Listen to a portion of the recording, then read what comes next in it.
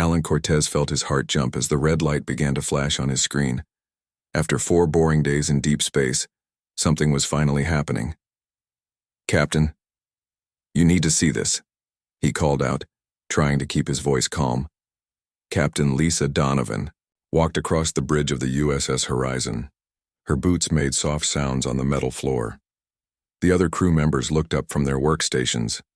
"What is it?" she asked, standing behind Alan. "We just got a distress call from the USS Galileo. It came in about 30 minutes ago." Alan's fingers moved quickly over the control panel. The message was cut off. "Listen." He pressed a button, and the bridge filled with a crackling sound. Then a man's voice filled with fear. "This is Chief Engineer Sam Martinez of the USS Galileo. We are under attack by something unknown. Our systems are failing. We need help right now." The message ended in static, that's all? Captain Donovan asked, her face serious. Alan nodded. "Yes.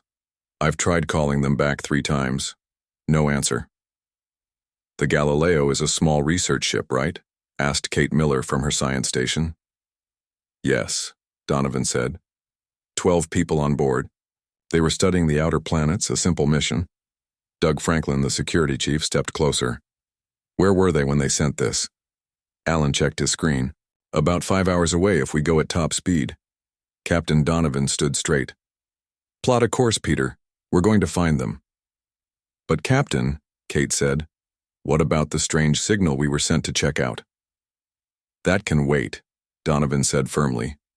"People might be in danger." Nobody argued, but as the ship changed direction, Alan felt a cold feeling in his stomach. This wasn't going to be a simple rescue mission. Something about this felt wrong. The 5-hour journey to the Galileo's last known location was quiet. The crew did their jobs, but nobody talked much. Even in the huge emptiness of space, it felt like something was watching them. 3 minutes until we reach the coordinates," Peter Collins announced from the navigation console. "Anything on the scanners?" Captain Donovan asked. Kate shook her head as she studied her screen. "No debris, no radiation, nothing that would... wait." She adjusted something. "I'm picking up the Galileo's emergency signal. It's weak, but it's there." "Show me," Donovan ordered. The main screen lit up, showing a small point of light against the black background of space. As they got closer, they could see it was the Galileo. The ship looked fine from the outside, but it was drifting with no power. "Any life signs?" Donovan asked. "Can't tell," Kate replied. "The ship's hull is blocking our scanners." "Can you contact them, Alan?" Alan had been trying since they arrived. "No response, Captain. If anyone's alive in there, they're not answering." Captain Donovan didn't waste time. "Prepare a boarding team. We need to find out what happened." "I'll lead the team," Doug said. "I'm coming too," Kate added. "If there's something strange on that ship, I need to see it." While they got ready to board the Galileo, Alan kept watching his communications panel. Just as the team was about to leave, his screen lit up with a new signal. "Captain," he called. "We're getting a message." "From the Galileo?" Donovan asked, hope in her voice. "No." Alan felt the hair on his arms stand up. "It's different. Let me put it on speaker." The sound that filled the bridge wasn't human. It was a series of clicking and whistling noises mixed with deep sounds that made the whole ship vibrate. "What is that?" Peter whispered, eyes wide. Kate was already checking her computer. "It's not matching any language we know. The computer can't translate it." The strange sounds continued for exactly 1 minute, then stopped. "Where did it come from?" Donovan demanded. Alan's face went pale as he checked his readings.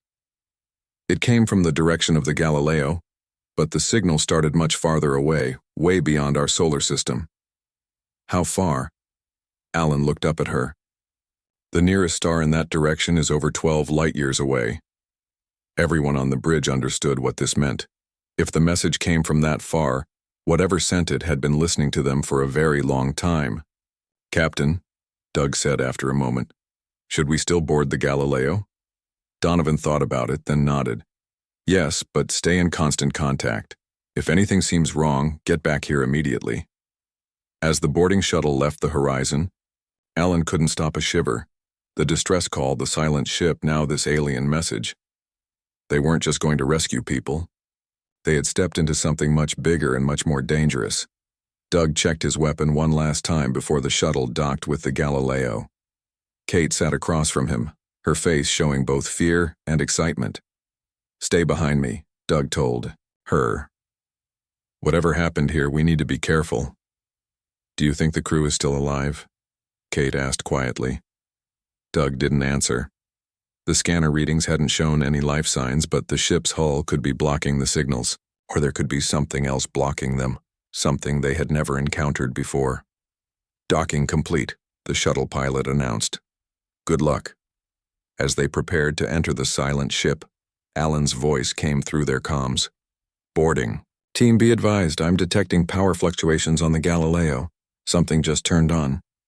"What kind of systems?" Doug asked, his hand tightening on his weapon. "I can't tell, but it wasn't running a minute ago." Doug and Kate shared a look. Something was waiting for them, something that knew they were coming. "Proceed with extreme caution," Captain Donovan ordered. "And remember, at the first sign of trouble, you abort. That's an order." "Understood," Doug said, though he already knew it wouldn't be that simple. Whatever had happened to the Galileo and its crew, whatever had sent that strange message from 12 light years away, it wanted them here. They were about to find out. Why? Back on the horizon, Alan stared at his screen, watching the boarding team's life signs. His stomach twisted with worry. The distress signal had been sent, and something had answered, something terrifying beyond imagination. He just hoped they weren't already too late. Doug Franklin led the way into the dark Galileo. Kate Miller followed close behind with 2 security officers, Olivia Grant and Ryan Patel, watching their backs. They all wore spacesuits in case the air was gone. "Opening the door now," Doug said into his radio so the crew on the horizon could hear. The airlock door made a hissing sound as it opened. Air rushed out into space. "The ship lost air," Kate noted, checking her instruments. "Good thing we wore these suits." They stepped inside, their helmet lights cutting through the darkness. Some emergency red lights still worked, making scary shadows on the walls. "Power's very low," Kate said. "Life support barely works. If anyone survived, they'd need special suits." "Alan, can you see what we're seeing?" Doug asked, turning on his helmet camera. Back on the horizon, Alan and Captain Donovan watched the video feed. "We see it," Alan replied. "Everything looks clear. Try to find the bridge and check their logs." The team moved carefully through the ship.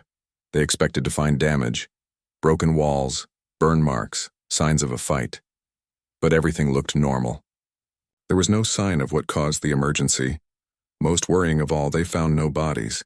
"It's like they all just left," Olivia said quietly. Ryan checked a room nearby.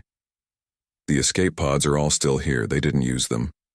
When they reached the bridge, Kate went straight to the main computer. Doug and the others checked the rest of the room. "I've got access to the ship's records," Kate said after working for a few minutes. The last entry was made by Acting Captain Eric Madison, about 6 hours before the distress call. She played the video log. A tired man with dark circles under his eyes appeared on screen. Acting Captain's log, Eric Madison.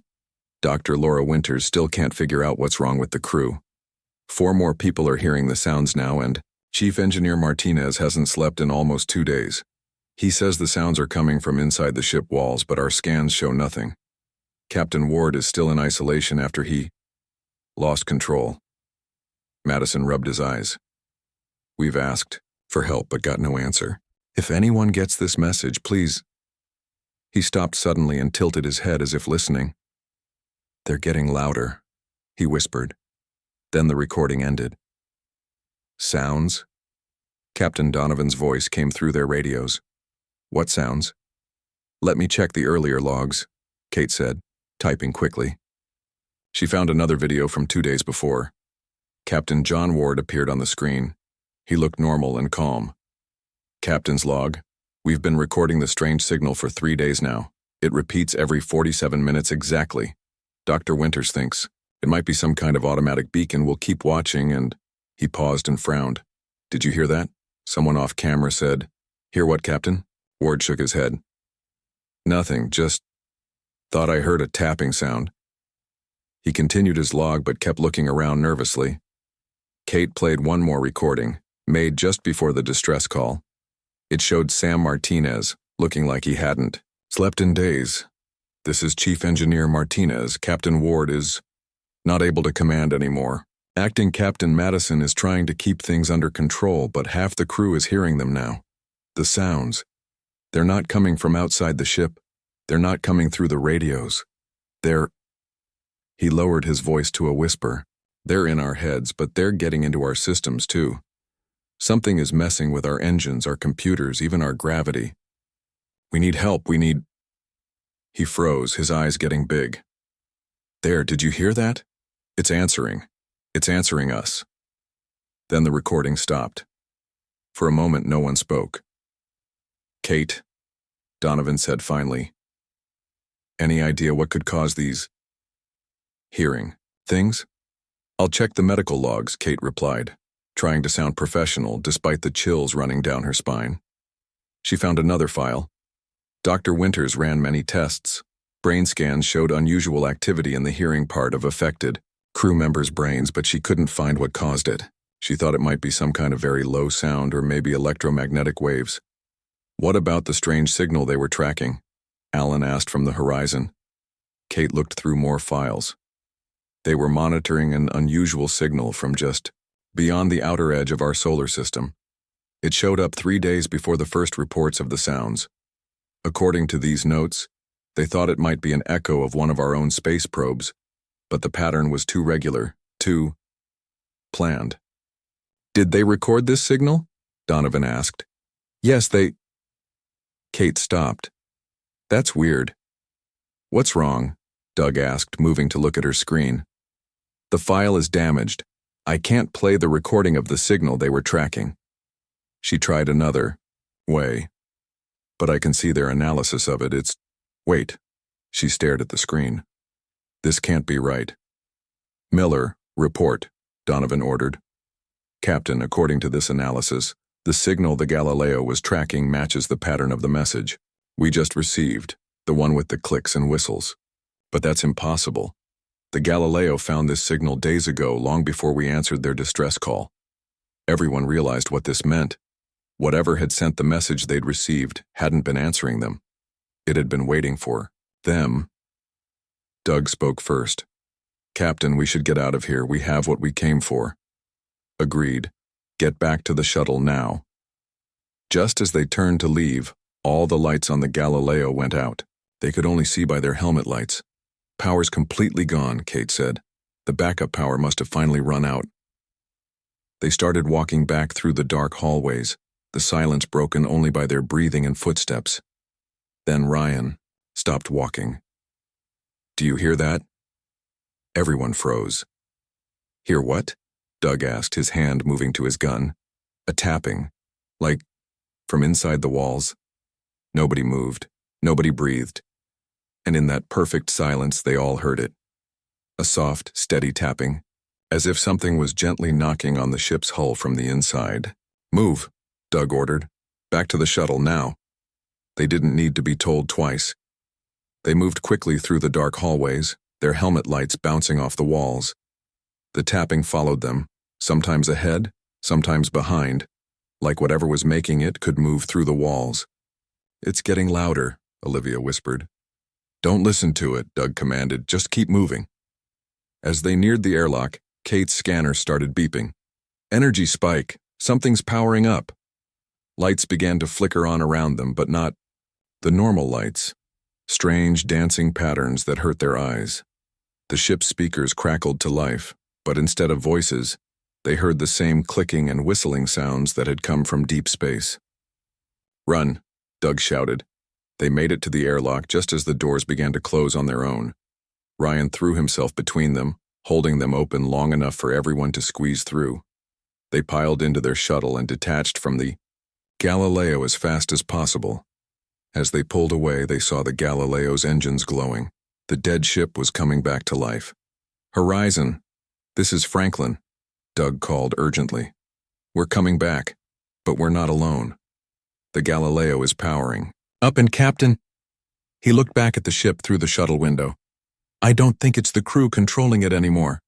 On the horizon, Alan watched his screen with horror as the Galileo systems began broadcasting, not to them, but to the same distant source that had sent the alien message. The distress signal had been answered, but not by rescuers, by something that had been listening all along, something that had found exactly what it was looking for. The boarding team returned to the horizon safely, but everyone on the ship was scared. Captain Donovan called an emergency meeting as soon as they were back. "So what are we dealing with?" she asked, looking at her officers sitting around the table. Kate put the information they found on the main screen. From what we learned, the Galileo picked up a strange signal from somewhere far away. After they started studying it, crew members began to hear sounds. Tapping, clicking, whispers. Could it be all in their heads? Mass panic? Peter asked. "Hopefully." Kate shook her head. Dr. Winters on the Galileo checked that. The affected crew showed real brain changes.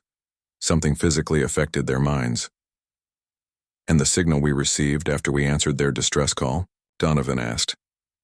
"It matches what the Galileo was tracking," Kate said. "But here's the weird part.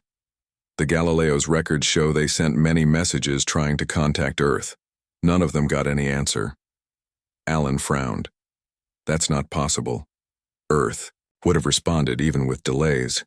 Unless," Doug said slowly, "their messages never reached Earth, or went somewhere else." Everyone understood what he meant. "You think something caught their messages?" Donovan asked. "Or changed where they went," Kate suggested. "The last log entries show their systems were being affected by whatever was happening." "So they send distress calls thinking they're contacting Earth," Peter began. "But instead they're calling to whatever was already out there," Alan finished. "And then we show up and do the same thing." Captain Donovan stood up and walked to the window, looking at the stars and the dark shape of the Galileo floating nearby. "But what happened to the crew? There were no bodies, no signs of fighting.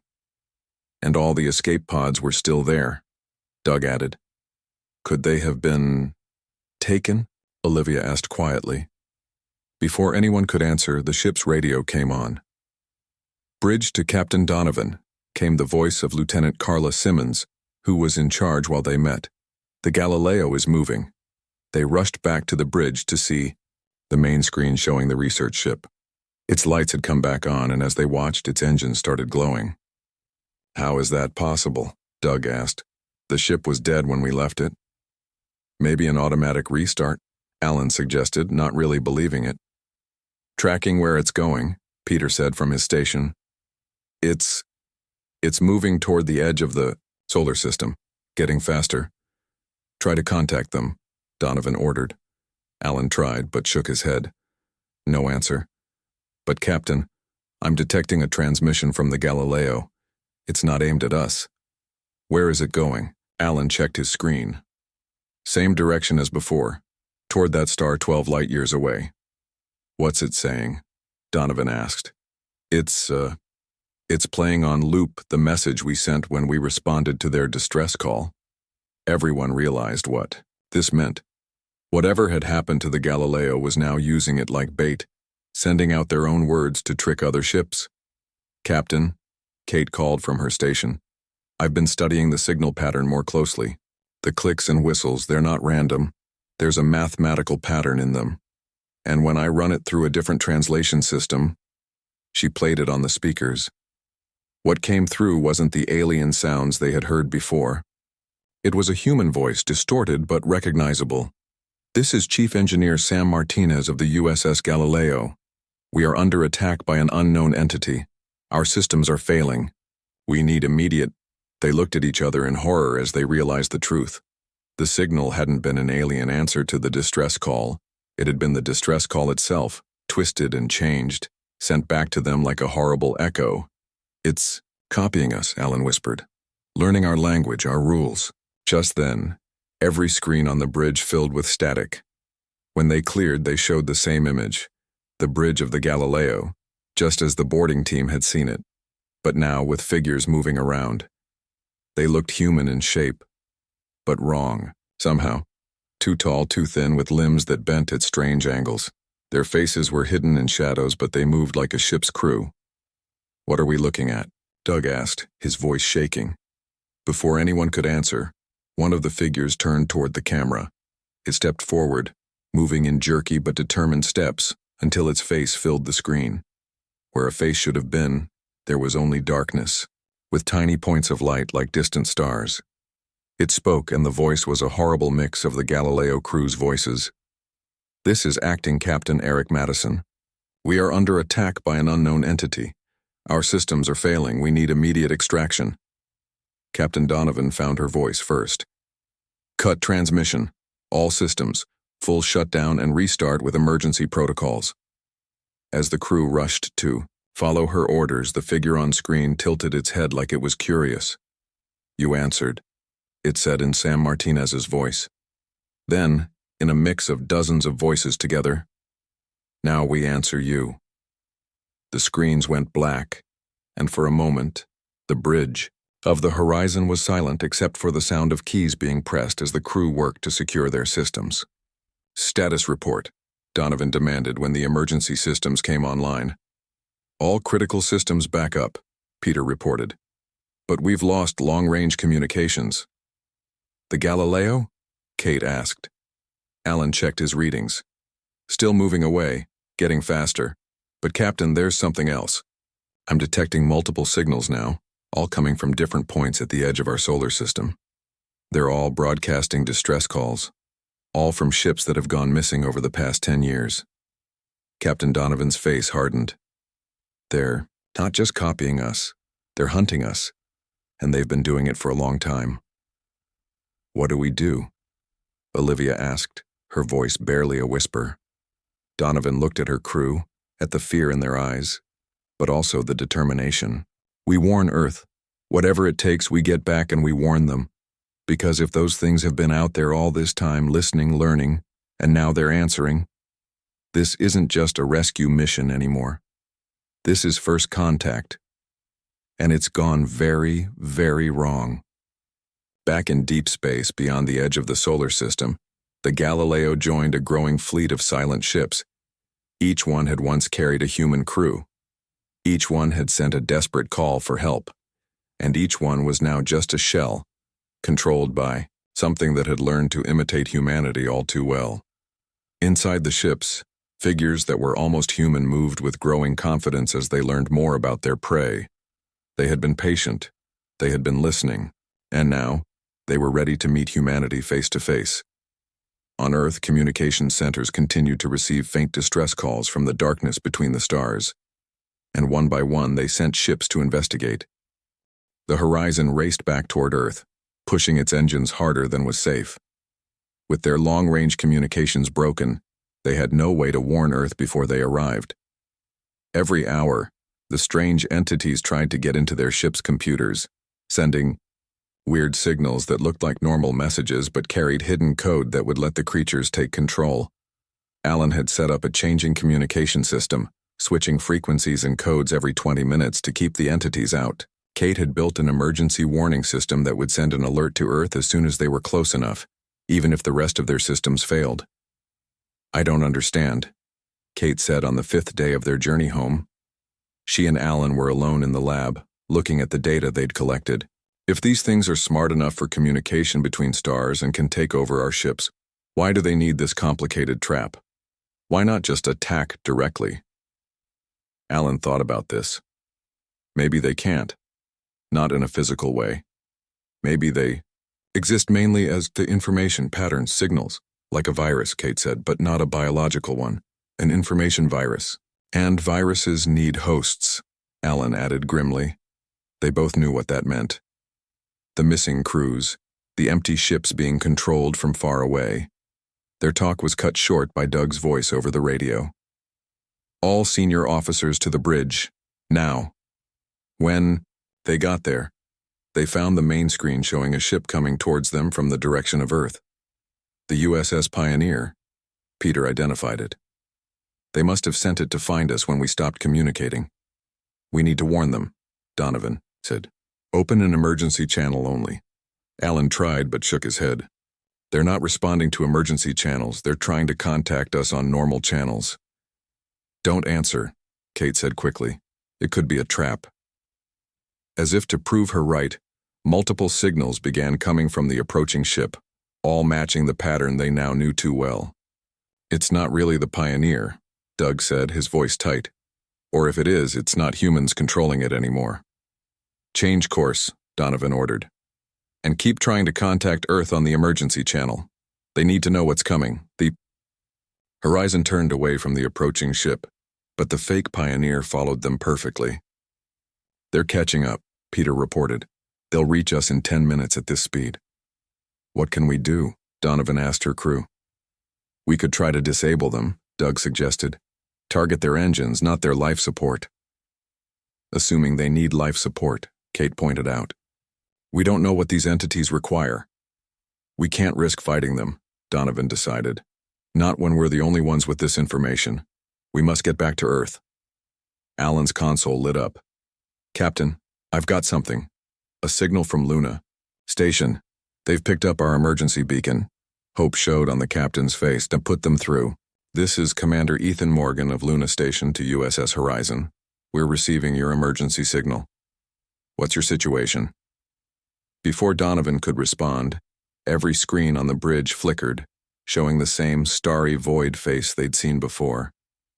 Don't answer, it said, using Commander Morgan's voice perfectly. It could be a trap. Alan cut the transmission immediately. They're in our systems again, copying everything we say, everything we do. And now they have a direct line to Luna Station. Kate realized with horror. Donovan made her decision. Set course for the sun. The crew stared at her in shock. Captain? Peter questioned. If these entities spread through information, through signals and code, then we can't risk them reaching Earth's network. We need to destroy this ship and everything on it. There has to be another way, Alan argued. I'm open to ideas, Donovan replied, her voice steady despite her terrible order.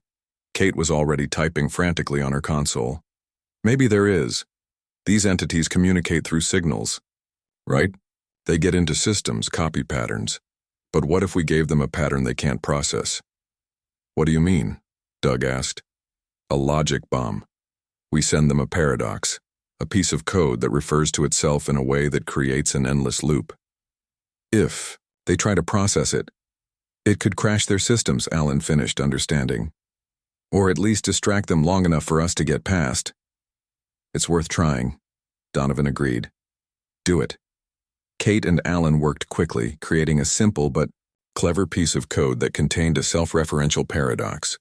When it was ready, they loaded it into a tight beam transmission. Target the approaching ship, Donovan ordered.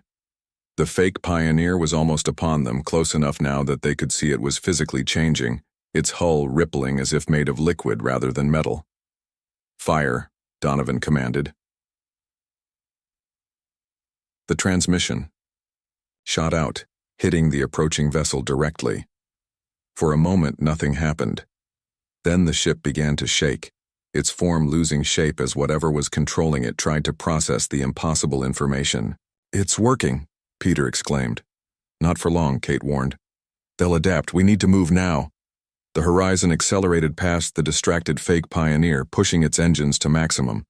As they moved away, they saw more ships appearing in the distance, each one broadcasting the same distress signals, each one moving with the same unnatural precision. How many ships have they taken? Doug wondered aloud. Too many, Donovan replied grimly. But they won't take ours. They raced toward Earth, the swarm of hijacked vessels in pursuit. The logic bomb had bought them time, but the entities were learning, adapting. Each time Kate sent another version of the code, they took less time to recover. We're not going to make it to Earth, Alan realized. Not before they catch us. We don't need to reach Earth, Donovan said. We just need our warning to reach Earth. She turned to Kate. Can you put everything we know about these entities into a single transmission? Something small enough to get through, but detailed enough to be useful? Kate nodded. I think so, but we'd need to get close enough to Earth's communication network for it to be picked up. How close? Donovan asked. At least to the lunar line. Past those ships. Donovan looked at the approaching swarm on the screen, then at her crew. Then that's what we'll do. Navigation, plot a course that will get us to the lunar line as quickly as possible. The fastest route takes us straight through their formation, Peter pointed out. Then that's the route we take, Donovan said firmly. Get ready for emergency actions. If we have to, we'll ram our way through. As they approached the blockade of stolen ships, Kate and Alan worked frantically to compress everything they'd learned about the entities into a single, concentrated data packet. Doug prepared the rest of the security team for possible boarding attempts. Packet ready, Kate announced finally. I've included everything, the signal patterns, how they behave, the countermeasures we've developed. If it gets through, Earth will have a chance to fight. Good work, Donovan acknowledged. Prepare to transmit when I say. The swarm of vessels began to arrange themselves in a formation designed to block the horizon's path. Their movements were synchronized in a way that was both beautiful and terrifying. Dozens of ships moving as one organism. They're trying to box us in, Doug observed. Not just box us in, Kate said, studying her readings. Look at the pattern they're forming. It's a receiver array. They're creating a massive antenna to catch our transmission before it can reach Earth. Donovan considered their options. We need a distraction, something big enough to disrupt their formation. The warp core, Alan suggested quietly. If we eject it and detonate it remotely. Everyone knew what that meant.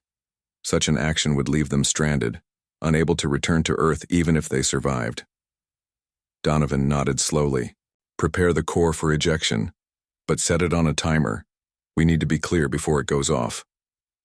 As the crew prepared for this last, desperate move, something unexpected happened. One of the hijacked ships, a small research vessel similar to the Galileo, suddenly broke formation. It veered away from the others, its movements jerky. What's happening? Donovan demanded. Kate studied her readings. I'm detecting human life signs on that ship, faint but present. I think someone on board is fighting back. The rogue vessel continued its chaotic course, crashing into two other ships in the formation. The carefully arranged blockade began to fall apart as the entities struggled to maintain control. Now, Donovan ordered, transmit the packet while they're distracted. Kate sent the transmission, a concentrated burst of data aimed directly at Luna Station. For a tense moment, everyone held their breath. Confirmation received, Alan reported, relief in his voice. Luna Station has the data. They're implementing quarantine protocols system-wide. On the screen, they watched as the swarm of vessels suddenly froze, as if listening to some distant command. Then, as one, they began to retreat, moving back toward the edge of the solar system. They're running, Doug said, not believing his eyes. No, Kate corrected him, still monitoring her. Instruments. They're being called back. The signal's changed. Whatever's controlling them is regrouping. You mean we haven't won? Donovan stated. We've bought time, Kate replied. Time for Earth to prepare, to develop better defenses, to understand what we're fighting. As they watched the retreating swarm, the small research vessel that had broken formation drifted toward them. Up close, they could see the damage it had sustained, not just from its collisions, but from what looked like internal fighting. There are survivors on board, Kate confirmed.